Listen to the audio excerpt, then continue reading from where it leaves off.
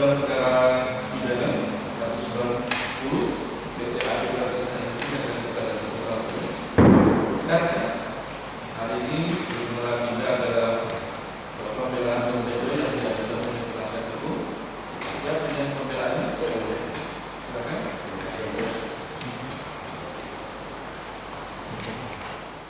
Pledoi pembelaan penasihat hukum terdakwa PTAD Plantation dan Industri Perintah Perkara nomor 190 dan CCTV dan penyimpanan tahun 2020 dan perlawan dan direktur. Kedua, atas penyimpanan ayat 1 Junto Pasal 1 huruf A Undang-Undang Nomor 32 Tahun 2009 tentang perlindungan dan pengelolaan lingkungan hidup.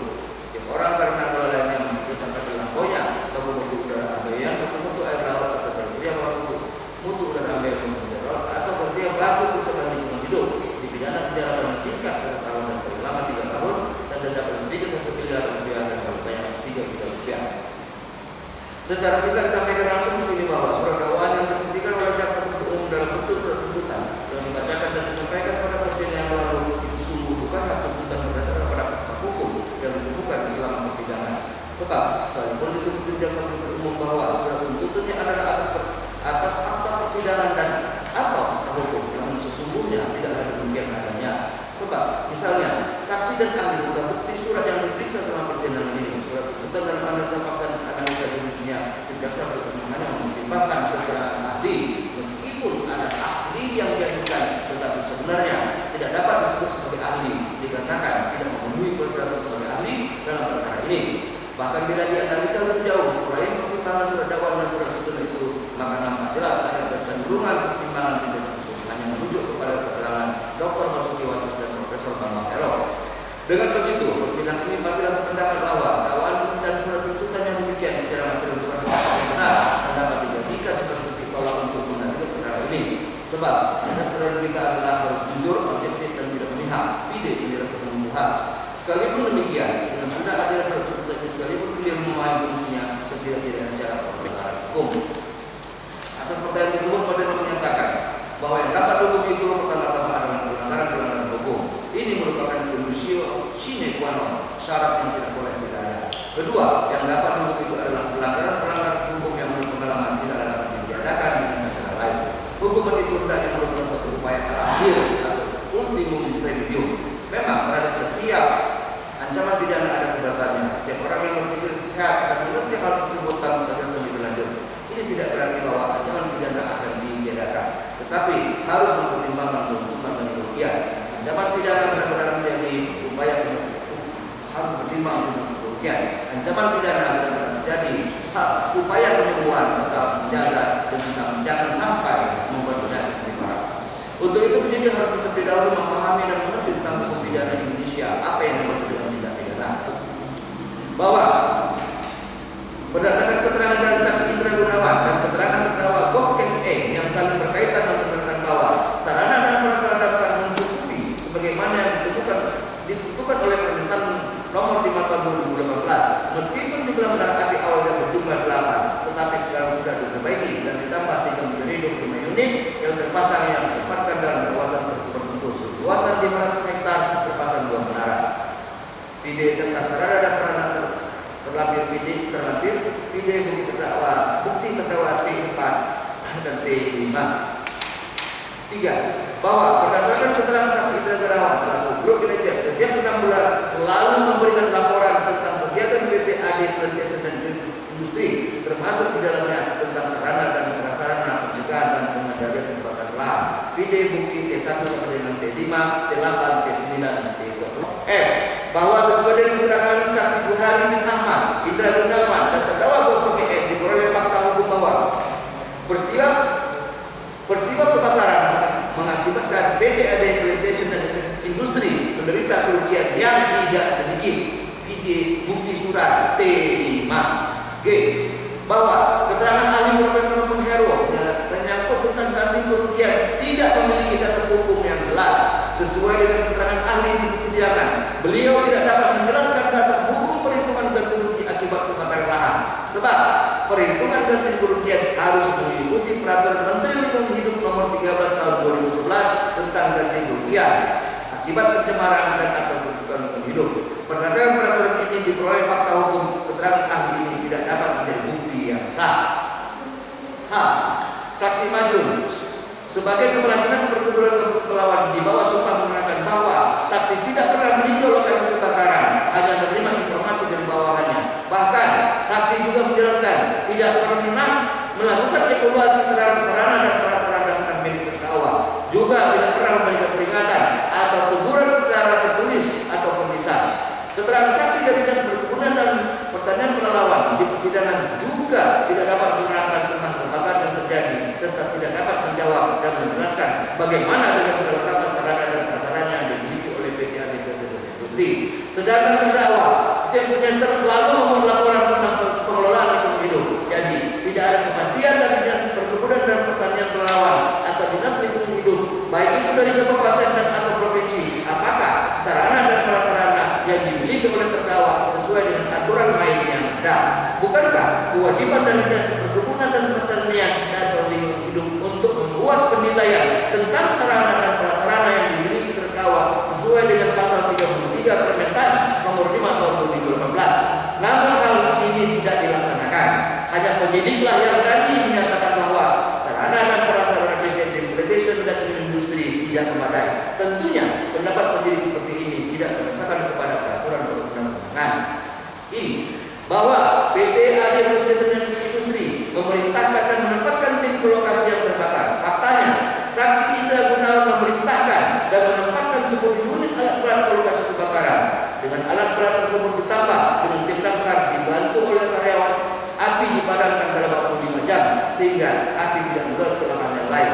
Fakta ini membuktikan PT AD Implementation tidak melanggar surat keputusan Kepala nomor 36 garing KMA garing SK garing 2 garing 2013 yakni terkait dengan kealpaan orang yang menyebabkan kerusakan tersebut harus bertanggung jawab. Apabila yang bersangkutan menerapkan prinsip kehati-hatian di bawah standar atau menerapkan sebagaimana tidak semestinya, junto peraturan Mahkamah Agung RI nomor 13 tahun 2016 tentang cara penanganan perkara tindak pidana korporasi dalam pasal 4 ayat 2 huruf C menyatakan korporasi tidak melakukan langkah-langkah pencegahan, mencegah dampak yang besar dan memastikan kepatuhan terhadap hukum yang berlaku guna menghindari terjadinya tindak pidana. Bahwa tidak benar penuntut umum memperlihatkan barang bukti berupa tanah terbakar kepada terdakwa dan saksi, dan karenanya tidak benar kalau saksi dan terdakwa mengenal barang bukti tersebut. Dengan demikian diperoleh fakta hukum mengakibatkan bukti surat yang berhubungan dengan kerusakan tanah tidak mempunyai nilai pembuktian yang sah karena penuntut umum tidak melaksanakan ketentuan pasal 121 KUHP. Kemudian terjadinya kebakaran. 2. Menurut nilai FPI atau potensi tingkat kesulitan pengendalian kebakaran menunjukkan bahwa kebakaran di PT AD termasuk dalam kategori kebakaran yang sulit dikendalikan. Kondisi dinamika cuaca mikro setempat menunjukkan bahwa potensi yang tinggi dan penyebaran atau perluasan kebakaran dapat terjadi dengan mudah. 4. Usaha-usaha pemadaman yang dilakukan dengan cara isolasi dan pendinginan dapat segera menstabilkan kondisi cuaca mikro sehingga api tidak menyebar lebih luas. Emisi gas dan partikel pencemaran tidak memberikan dampak yang signifikan terhadap pencemaran udara di area 5 Kota Kerinci dengan ditunjukkan dengan status ISPU yang tidak berubah atau tetap dalam kondisi sedang. Namun demikian tetap kebakaran tetap berkontribusi gas dan partikel pencemar walaupun dalam jumlah yang sedikit dan tidak berubah status pencemaran udara. 6. Kebakaran lahan telah berkontribusi terhadap penambahan GRK. 7. Perhitungan kerugian akibat kebakaran lahan di PT AD Implementation dan Industri dapat dihitung berdasarkan dampak nyata yang diterima oleh masyarakat dan lingkungan seperti pencemaran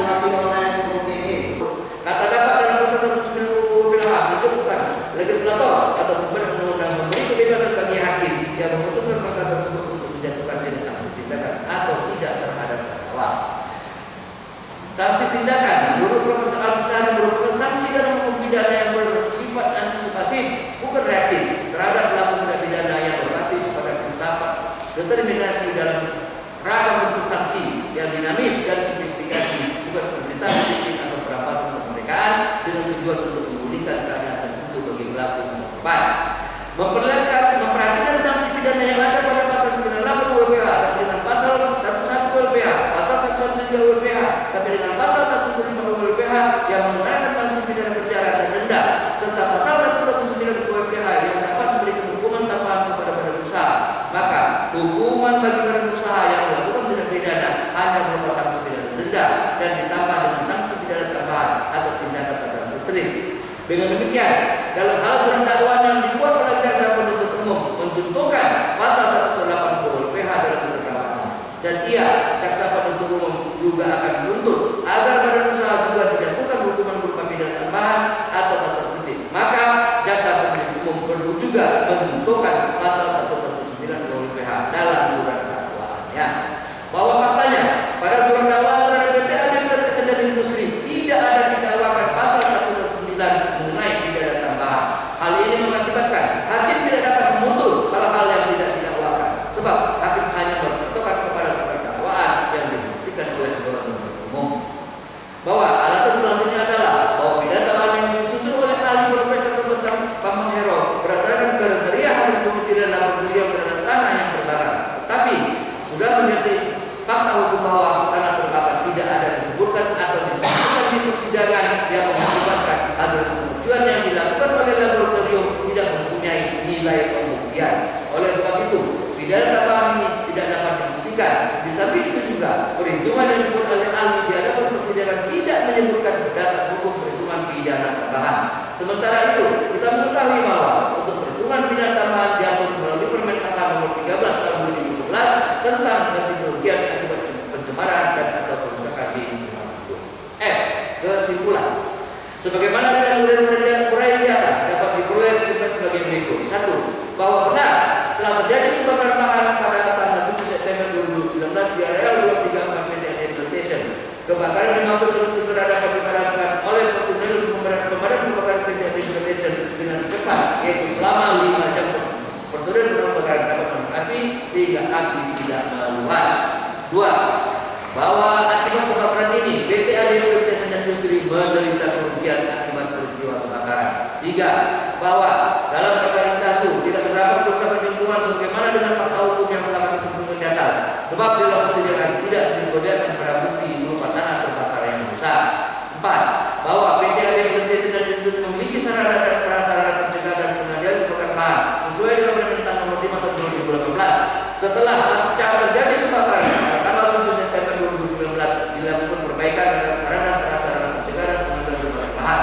Perbaikan dimaksud dibenarkan karena waktu penyesuaian sarana dan prasarana pencegahan dan pengendalian kebakaran lahan selama 2 tahun disebutkan di dalam pasal 114 Undang-Undang Nomor 39 Tahun 2018 tentang perkebunan. Artinya, ahli perbaikan sarana dan prasarana pada tanggal 7 Oktober 2019. Oleh sebab itu, PT AD Plantation dan Industri tidak melanggar hukum yang berkaitan dengan sarana dan prasarana, khususnya Permen Nomor 5 Tahun 2018. 5. Bahwa PT AD Plantation dan Industri selalu membuat laporan dalam 1 semester tentang pencegahan dan pengendalian kebakaran lahan kepada Dinas Perkebunan Berlawan Dinas LH dan instansi terkait lainnya. Tetapi laporan tersebut tidak mendapatkan respon dan atau penilaian terhadap kinerja PT AD Plantation. Demikian juga halnya dengan penilaian mengenai sarana dan prasarana kebakaran, tidak pernah ada pembinaan dan teguran apakah seluruh peralatan mencukupi dan memadai. Berdasarkan uraian di atas, kiranya kami bermohon agar majelis hakim yang mulia dapat memutus sebagai berikut. 1. Menyatakan dakwaan terhadap PT AD Plantation dan Industri tidak terbukti secara sah dan meyakinkan, oleh karenanya dibebaskan dari seluruh dakwaan.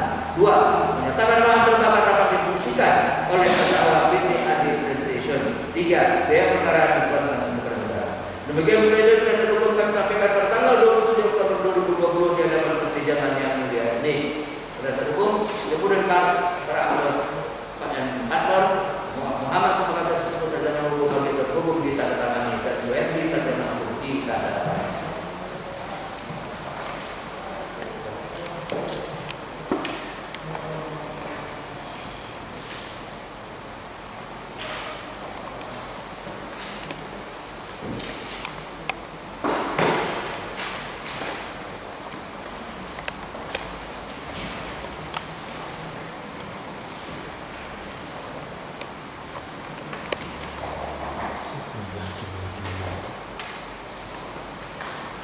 dokumen ya dari pledoi pembela dari penasihat hukum terhadap pembela tersebut. Untuk akan menanggapi atau mengajukan replik kepada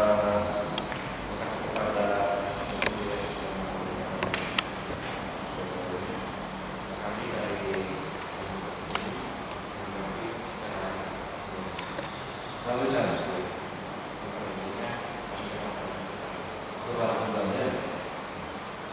Tidak terus Pak. Jadi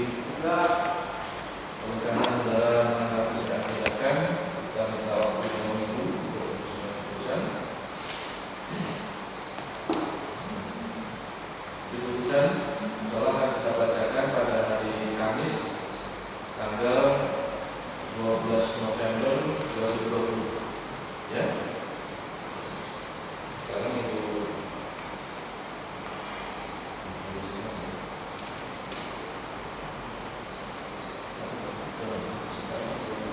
nanti tanggal 27 ya, jadi kita putus hari Kamis tanggal 12 November 2020 untuk jadwal dari PTAD dari Timbalan itu sejalan hal tersebut ya untuk acara keputusan. Demikian. Ada yang mau disampaikan tentang tersebut?